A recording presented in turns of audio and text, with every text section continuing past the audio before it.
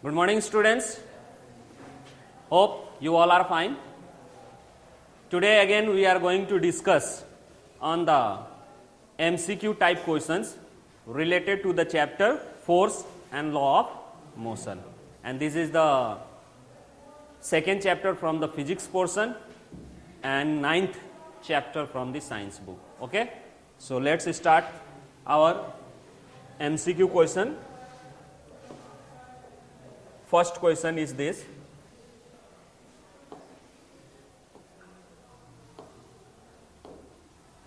Match the, यहाँ पे colon 1 है, कॉलन बी है. ठीक है, आपको क्या करना है? मैच करना है. ठीक है. Now colon A, the SI unit of force. SI unit of force अब कॉलन बी में कौन है उसको क्या करना है? मैच करना है. तो you know that SI unit of force is kg metre per second square कि सेकेंड ओनली? ओके, तो सेकेंड स्क्वायर. तो ये जो है आर से मैच करता है. ठीक है, तो एक ही से इस तरह का क्वेश्चन इसी तरह मतलब लॉजिक के हिसाब से करना है. ठीक है, तो ए में आर कहां कहां है देख लेना है. तो ए में आर ए में है, बी में नहीं है, सी में नहीं है और डी में है. दैट मीन्स ये तो टोटली हमारा क्या हो गया? मैचिंग गलत हो गया. तो ये दो गो खत्म. अब हो गए 50-50. ठीक है, केबीसी में, करोड़पति में. ठीक है, ऐसे ना होता है 50-50 लाइफ लाइन. तो ये दो खत्म हो गया. तो यहाँ पे अब ये ए और डी में से कोई होगा. ठीक है, तो आपको जो इसमें से आता हो पहले उसको देख लेना है. ठीक है, तो अब यहाँ पे S side CGS unit of impulse, मान लीजिए कि ये आपके लिए क्या है? अननोन है. सपोज दैट नहीं समझ में आ रहा है, लेकिन SI unit of change in momentum. तो मोमेंटम सबको मालूम है. तो change in momentum equal to momentum में होता है. यानी चेंज इन मोमेंटम मतलब फाइनल में से इनिशियल मोमेंटम घटा दीजिए. तो मोमेंटम में से मोमेंटम घटाएंगे तो मोमेंटम है ना निकलेगा. तो उसका unit change in momentum, that means momentum का यूनिट क्या होता है? ऐसा unit KG metre per second. तो केजी मीटर पर सेकेंड कौन है? एस. तो ये आपका सी का क्या होगा? एस. तब एक बार देख ले, सी का एस. चलिए दोनों में है, दोनों अभी भी. डी वाला देख लें, सीजीएस यूनिट ऑफ एक्सीलरेशन. ठीक है, अब एक्सीलरेशन क्या है? तो rate of change of velocity. तो एमके सिस्टम सबको मालूम है. ठीक है, तो एमके सिस्टम में क्या होता है आपका? Metre per second square. तो सीजीएस में क्या होगा? मीटर को ग्राम में चेंज कर दीजिए कि किस में चेंज करेंगे?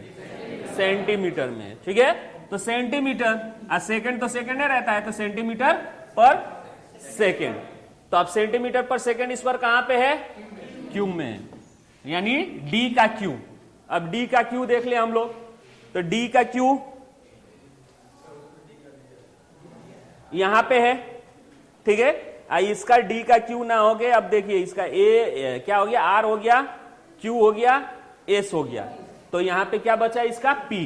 तो ये डी का पी है सर. ठीक है, ये डी का पी है. तो आपका आंसर कौन सा होगा? ए. तो ये सही है. ठीक है, अब वैसे अब बचा इंपल्स. तो इंपल्स भी एक तरह का क्या है? आपका मोमेंटम है. ठीक है, क्या है? मोमेंटम है. इसीलिए इसका सीजीएस यूनिट में देखिए मोमेंटम. मोमेंटम का क्या है? केजी. तो सीजीएस में क्या होता है? ग्राम. केजी का ग्राम होगा. मीटर सीजीएस में क्या होगा? सेंटीमीटर. एस क्या होता है? सेकेंड. तो सेकेंड है ना. तो जो बचा है ये इसका हुआ. ठीक है, जैसे बी का पी. तो इंपल्स का ये है. तो ये इंपल्स भी एक तरह का क्या है? मोमेंटम ही है. ठीक है, नाउ तो अंडरस्टैंड दिस. तो इसके हिसाब से आपका आंसर क्या होगा? ए. क्लियर? Next question.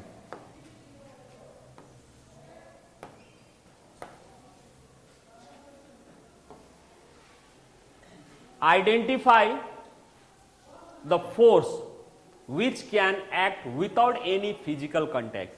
यानी यहां 4 गो फोर्स के बारे में बताया गया है. इसमें से कौन ऐसा फोर्स है जिसमें क्या नहीं होना है, क्या नहीं थी है, मतलब can not act without physical contact, यानी वो फोर्स एक्ट नहीं हो सकता है जब तक उस पर फिजिकल कंटैक्ट ना हो। तो कौन ऐसा फोर्स है जिसमें फिजिकल कंटैक्ट होना जरूरी है? तो अब यहां पे फ्रिक्शनल फोर्स, तो फ्रिक्शनल फोर्स कब लगता है? जैसे मान लीजिए साइकिल ही, तो साइकिल का ये व्हील है, ठीक है, तो फ्रिक्शनल फोर्स कौन लगाता है? रोड से लगता है ना। तो ये रोड और साइकिल क्या होते हैं? टायर। कंटैक्ट होता है, तो दोनों के बीच में फिजिकल कंटैक्ट है। तो ये फोर्स को लगने के लिए फिजिकल कंटैक्ट जरूरी है। अगर ये फोर्स फिजिकल कंटैक्ट नहीं है तो ये फोर्स क्या नहीं होगा? नहीं लगेगा। अगर फिजिकल कंटैक्ट नहीं रहेगा तो ये फ्रिक्शनल फोर्स नहीं लगेगा। अगर इसका देखा जाए ग्रेविटेशनल फोर्स, तो मान लीजिए ये पेन, अब इसको हम छोड़ देंगे तो नीचे गिर जाएगा। क्यों नीचे गिरता है? तो यू नो डैट कि ग्रेविटी इसको खींचता है। दैट मीन्स ग्रेविटी, अर्थ के ग्रेविटी क्या हो गया? वो ग्रेविटेशनल फोर्स हो गया। तो इसमें ग्रेविटेशनल फोर्स है, इसका कांटेक्ट होना जरूरी है। अर्थ लगा रहा है ना, तो अर्थ से इसका कांटेक्ट है नहीं है, फिर भी लग रहा है ना, तो इसमें जरूरी नहीं है। इलेक्ट्रोस्टैटिक्स फोर्स, जैसे इलेक्ट्रोस्टैटिक्स फोर्स वो फोर्स है जिसमें क्या होता है? एक बॉडी चार्ज होता है, एक बॉडी क्या होता है? नेगेटिव चार्ज, ऑपोजिट चार्ज होता है।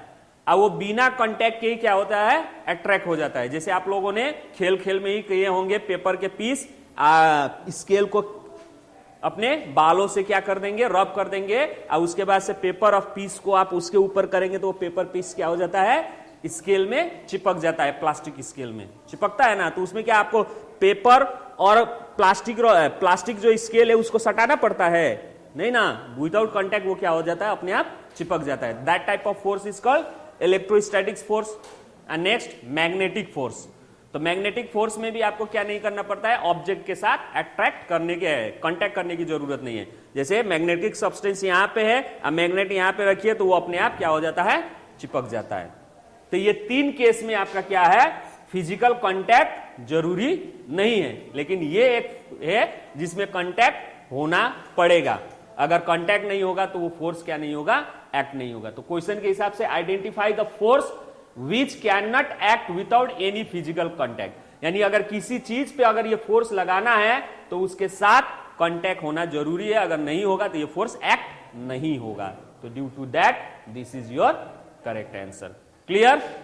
समझ में आया ना जी?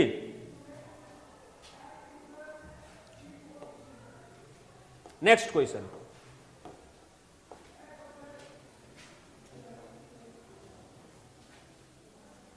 यस भानु कम।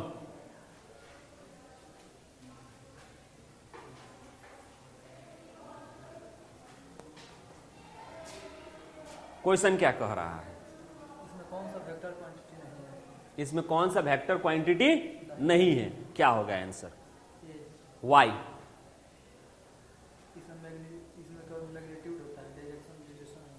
क्या नहीं होता है?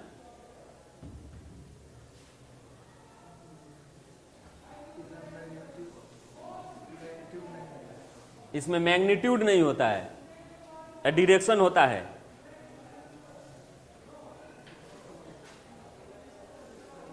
मतलब speed 60 kilometre per hour, 60 kilometre per hour. इसमें मैग्नीट्यूड कौन है और डायरेक्शन? मैग्नीट्यूड इसमें कौन है?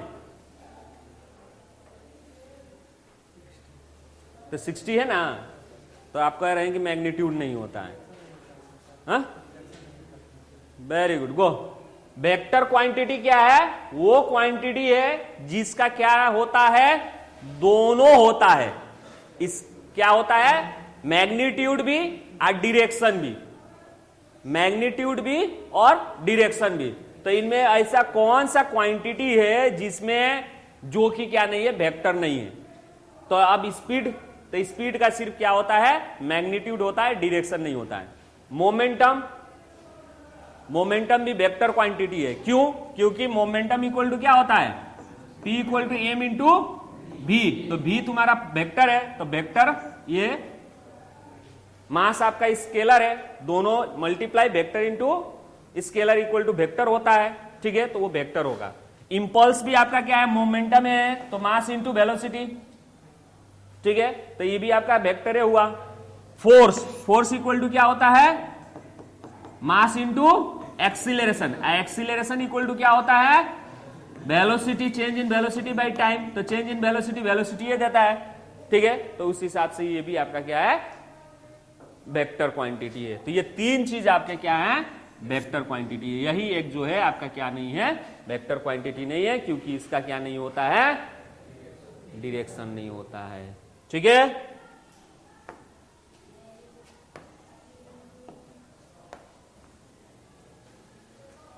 यस सोहन कम।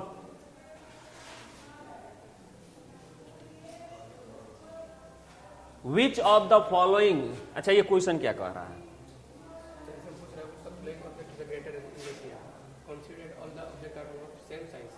इनमें से किसका इनरेशिया क्या है, ज्यादा होता है, लेकिन कंडीशन एक दे दिया है कि सभी का साइज क्या है, सेम है, तो किसका इनरेशिया ज्यादा होगा, सॉलिड वाई,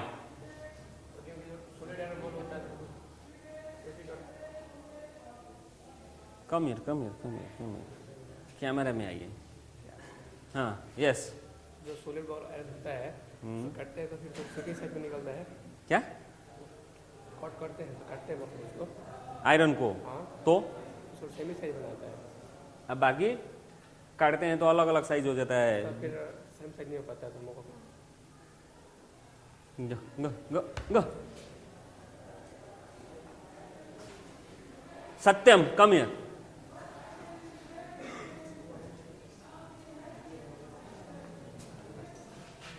क्या होगा answer,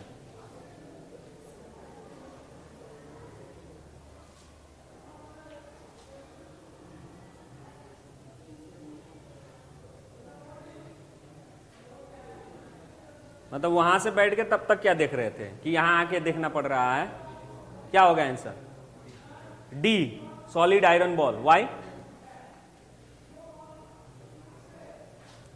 Y solid iron ball is the answer of this question. Question क्या कह रहा है,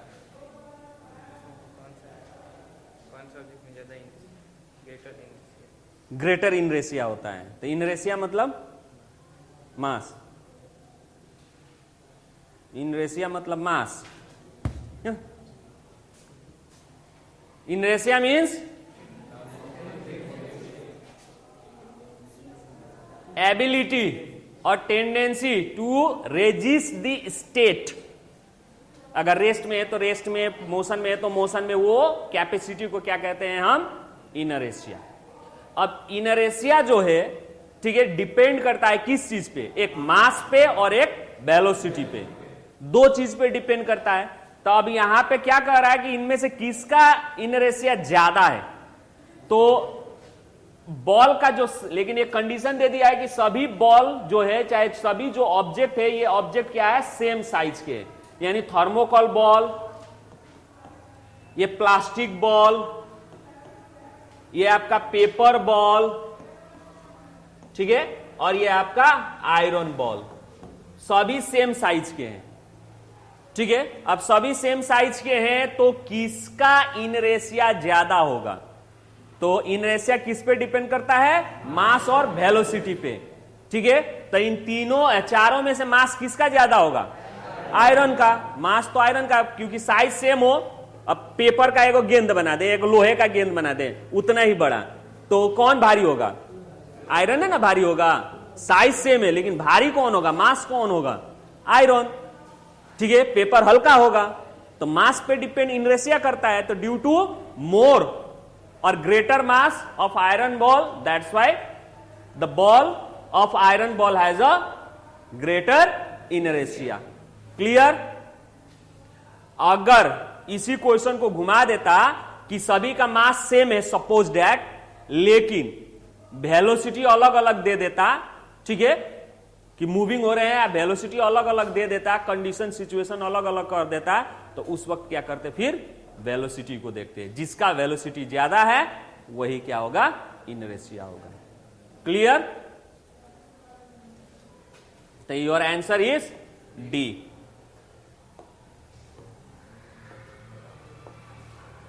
विच of the following statement is true for force? Force के लिए इनमें से कौन सा स्टेटमेंट सही है? तो पहला क्या दिया है? It can not be scene. Last bench क्या नाम है? Atul, come here.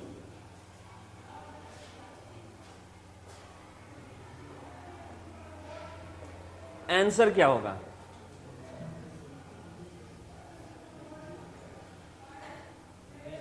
बी। मतलब which of the following statement is true about force? तो it can not be seen, it सही नहीं है।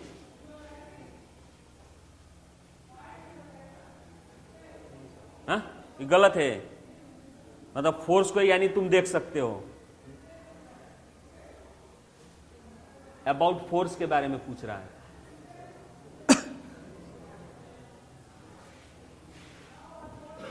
फोर्स को देख सकते हो, हाँ, तो सही है।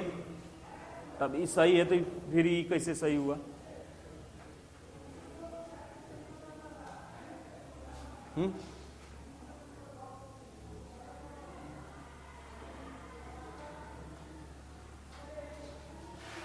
चल बस, आंसर इज डी। हु से सी? Answer is D, because all these three statements are true. ठीक है, force can not be seen, force को हम नहीं देख सकते हैं। दूसरा, it can move from stationary, it can move a stationary body। कोई बॉडी स्टेशनरी है तो फोर्स लगाएंगे तो वो मूव हो जाएगा, तो ये भी सही है। It can change the shape of the ball, कोई बॉल है उस पर फोर्स लगाएंगे तो उसका शेप चेंज हो जाएगा। तो ये तीनों स्टेटमेंट सही है। That's why all of the above. तो दिस इज द आंसर।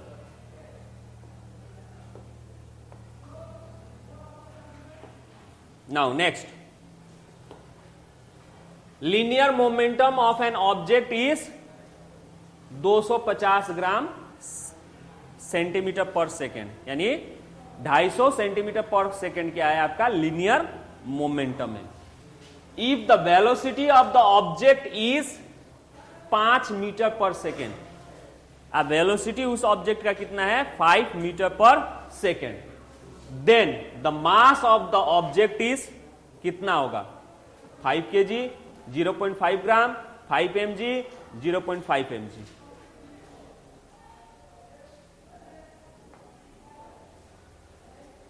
यानी यहां पे आपका मोमेंटम दिया है, वेलोसिटी भी दिया है, मास निकालना है। तो what should be the answer? तो पहले आपको क्या करना है, गिवन में आपको क्या दिया है, मोमेंटम दिया है कितना 250 ग्राम सेंटीमीटर पर सेकेंड। अब वेलोसिटी दिया है उसका कितना 5 मीटर पर सेकेंड। अब यहां पे देखिए एक यूनिट सीजीएस में दिया है और एक यूनिट एमकेएस में, तो पहले दोनों का सेम यूनिट बनाइए। तो सेम यूनिट बनाएंगे तो इसको आप क्या कर लीजिए, चेंज कर दीजिए। तो 5 है, इसको सेंटीमीटर में चेंज करेंगे तो कितना होगा 500 सेंटीमीटर पर सेकेंड, यानी मल्टीप्लाई बाय 100। अब नाउ आपको क्या निकालना है, मास। तो वी नो डैट क्या मालूम है, momentum equal to mass into velocity. तो P equal to M into V. So V equal to क्या होगा P बाई एम, वेलोसिटी है ना, निकालना है, मास निकालना है। तो चलिए मास निकालना है तो क्या हो जाएगा आपका,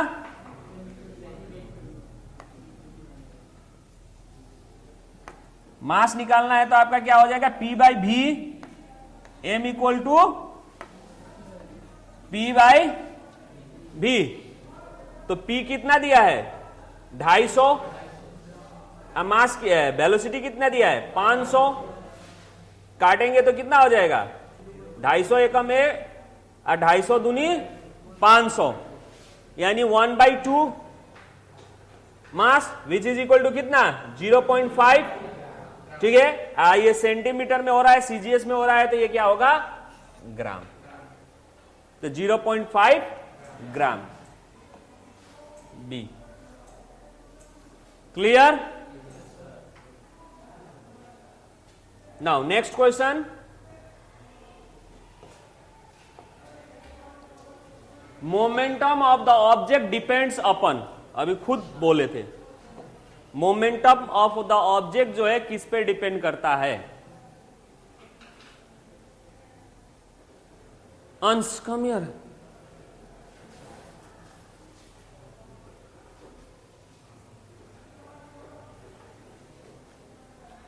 किस पे डिपेंड करता है? Mass and velocity. गो, किस तरह से? कम हियर, मतलब किस तरह से डिपेंड करता है? रिलेशन क्या है? कैसा रिलेशन? मास एंड वेलोसिटी के साथ किस तरह से डिपेंड करता है? मास बढ़ेगा तो बढ़ेगा, या घटेगा तो घटेगा, या मास घटेगा तो मे भी बढ़ेगा, उल्टा, यानी जिसको कहते हैं हम लोग क्या, डायरेक्टली रिलेशन या इनडायरेक्ट रिलेशन। किस तरह का रिलेशन है? Indirect relation. It means mass indirect relation का मतलब हो गया कि मास बढ़ा तो इनरेशिया घटा, वेलोसिटी बढ़ा तो इनरेशिया घटा। इनडायरेक्ट का मतलब यही है।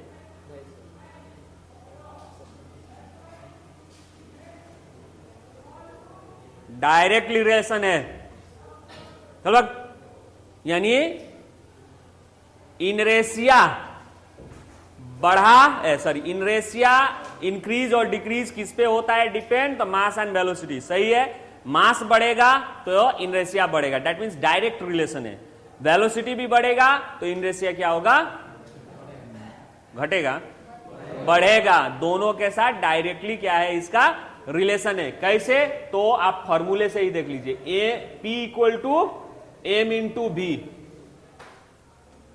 तो ये हो गए डायरेक्ट। अब यही चीज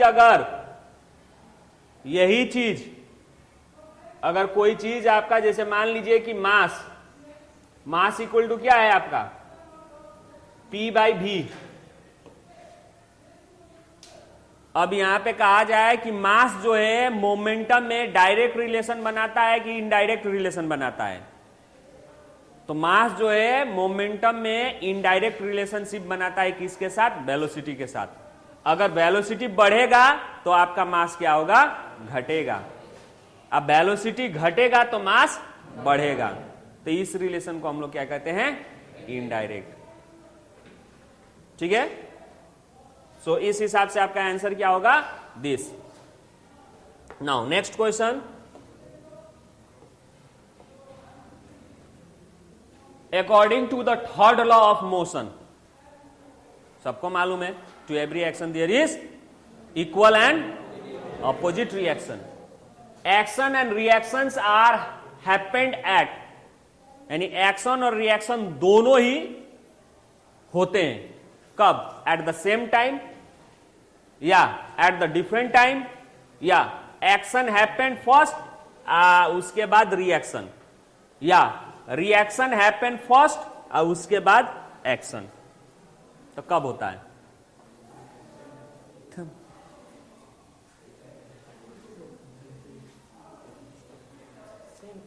एट सेम टाइम। आई क्यों नहीं? Action happen after first. तो ये भी तो कह सकते हो कि sir every action is equal, every action there is equal and opposite reaction. तो पहले एक्शन करेंगे तब ना रिएक्शन होगा। तो ये भी तो हो सकता है। उसी समय दोनों होगा। जैसे मान लीजिए एक गेंद, क्योंकि ये दोनों अलग अलग बॉडी पे हो रहा है ना, एक ही बॉडी पे तो हो नहीं रहा है, दोनों अलग अलग। तब ये आया तो ये इसको टक्कर मारेगा, तो ये पहले छितराएगा, उसके बाद ये छितराएगा, दोनों अलग अलग होंगे। ठीक है, तो एट उसी समय ना होंगे। तो ये इसके ऊपर अपना एक्शन करेगा तो ये उसी वक्त इसको रिएक्शन दे देगा। तो एक्शन और रिएक्शन दोनों ही क्या होते हैं? सेम टाइम पे होते हैं। ठीक है, तो your answer is this. Go next question.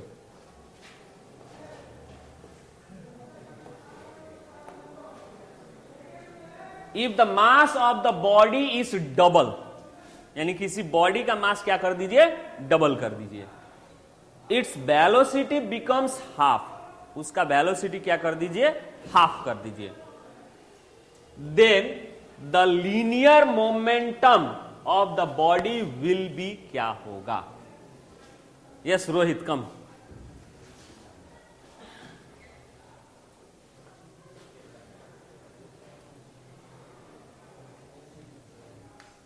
यदि कोई बॉडी का मास क्या कर दें, डबल कर दें, अब वेलोसिटी क्या कर दें, उसका आधा कर दें, तो लीनियर मोमेंटम क्या होगा, रिमेन सेम होगा, बिकम डबल हो जाएगा, या बिकम हाफ हो जाएगा, या बिकम 4 टाइम्स ज्यादा हो जाएगा। रिमेन सेम कैसे, हाउ,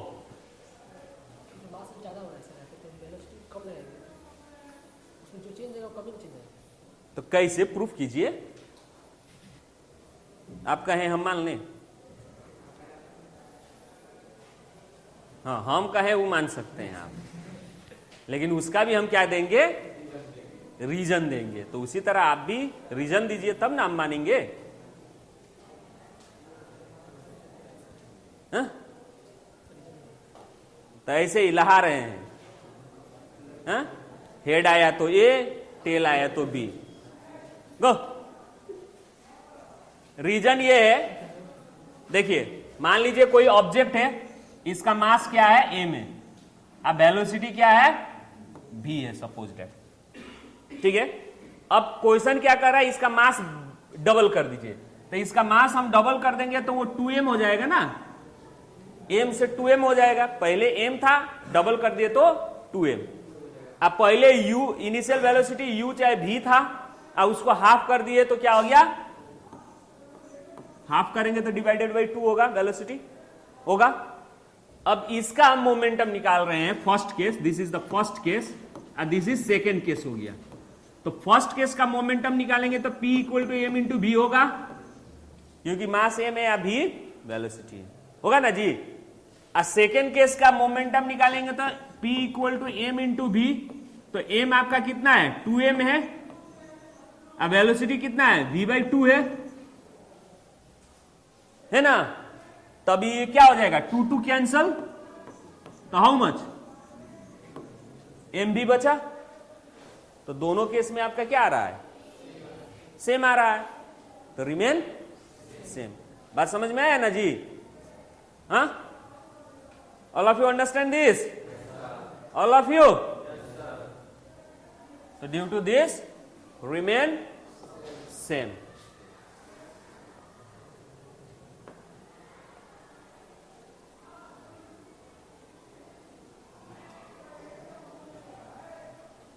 Very easy question है. A train of 10 wagons. What is the meaning of wagons? डब्बा, 10 डब्बे वाली train moves with constant velocity of 40 metre per second, 40 metre के रफ्तार से, 40 मीटर पर सेकेंड के रफ्तार से मूव कर रहा है, यानी एक सेकेंड में 40 मीटर, ठीक है, फॉर 3 मिनट के लिए। कितने मिनट के लिए? 3 मिनट के लिए।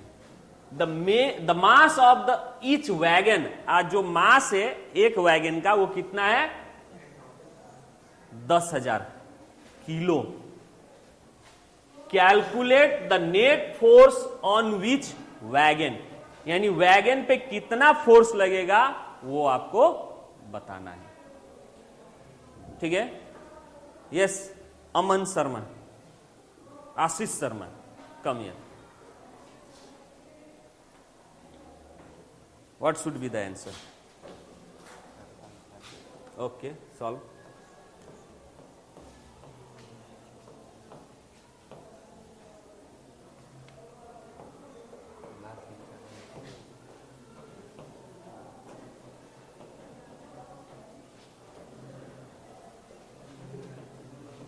Others, all of you look at the board.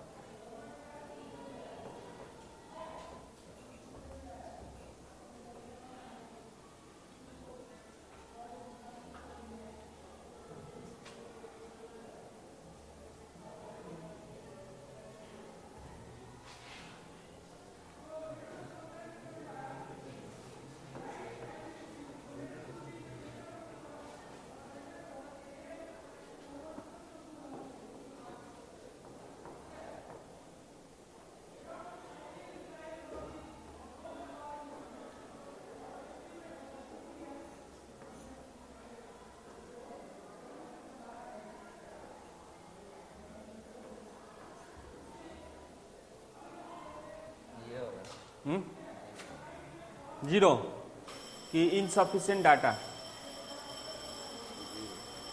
Very good, answer is zero. क्यों? क्योंकि आपका जो वेलोसिटी है वो कांस्टेंट है। ट्रेन जो है कांस्टेंट वेलोसिटी से क्या कर रहा है? मूव कर रहा है। ठीक है, यहां पे आपका फोर्स इक्वल टू क्या होता है? Mass into acceleration. तो अगर कोई बॉडी कांस्टेंट वेलोसिटी से मूव करेगा तो उसका क्या होता है? एक्सीलरेशन क्या होता है? जीरो होता है। तो यहां पे डायरेक्ट आपका जीरो हो जाएगा, मास कुछ भी हो, answer zero. That's why zero Newton.